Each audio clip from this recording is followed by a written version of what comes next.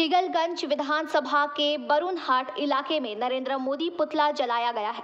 तीसरी बार देश के प्रधानमंत्री के रूप में नरेंद्र मोदी द्वारा शपथ लेने के विरोध में तृणमूल कांग्रेस की ओर से एक रैली निकालकर प्रधानमंत्री मोदी का पुतला जलाया गया। सबसे पहले मोदी के पुतले को जूतों का माला पहनाकर चारों तरफ घुमाया गया और इसके बाद इसको जलाया गया है। हिगलगंज विधानसभा के हसनाबाद पंचायत समिति के सभापति अमरुल इस्लाम गाजी के उपस्थिति में यह सब किया गया। हसनाबाद के लेबूखाली रोड पर व्यापक स्तर पर तृणमूल कर्मियों ने विरोध किया और उसके बाद प्रधानमंत्री का पुतला जलाया। उनका आरोप है कि बंगाल को केंद्र के द्वारा 100 दिन का कार्य का पैसा नहीं दे रहा है। केंद्र ने पैसा रोक दिया है। मोदी तीसरी बार प्रधानमंत्री बने हैं, इससे फिर से बंगाल को समस्याओं का सामना करना पड़ेगा। ভারতবর্ষের সংবিধানের আবার নতুন করে একটা কালো দিন বা ভারতবর্ষের ইতিহাসে নতুন করে একটা কালো দিন নেমে এসেছে।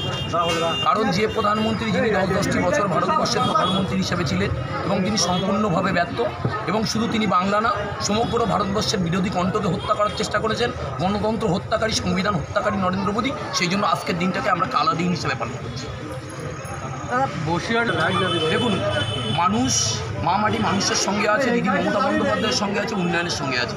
মানুষ আবারও প্রমাণ করে দিয়েছে সন্দেশখালীর মতো একটা নাটকীয় ঘটনা, যেখানে শুভেন্দু অধিকারী, নরেন্দ্র মোদী তাদের রেখাপাত্রকে নিয়ে অনেক নাটক করেছে, কিন্তু সেই নাটকের যোগ্য জবাব দিয়ে দিয়েছে সন্দেশখালীর মানুষ এবং বসিরহাটবাসী, তত সমগ্র পশ্চিমবঙ্গবাসী এবং ভারতবাসী তার যোগ্য জবাব। আপনার নাম ইকবাল আহমেদ মুকুল। তৃতীয়বারের জন্য নরেন্দ্র মোদী যে প্রধানমন্ত্রী হয়েছে অগণতান্ত্রিক। আমরা ভারতবর্ষের মানুষ চাই না যে ওরকম একটা অপদার্থ প্রধানমন্ত্রী দিল্লির ক্ষমতা থাকে।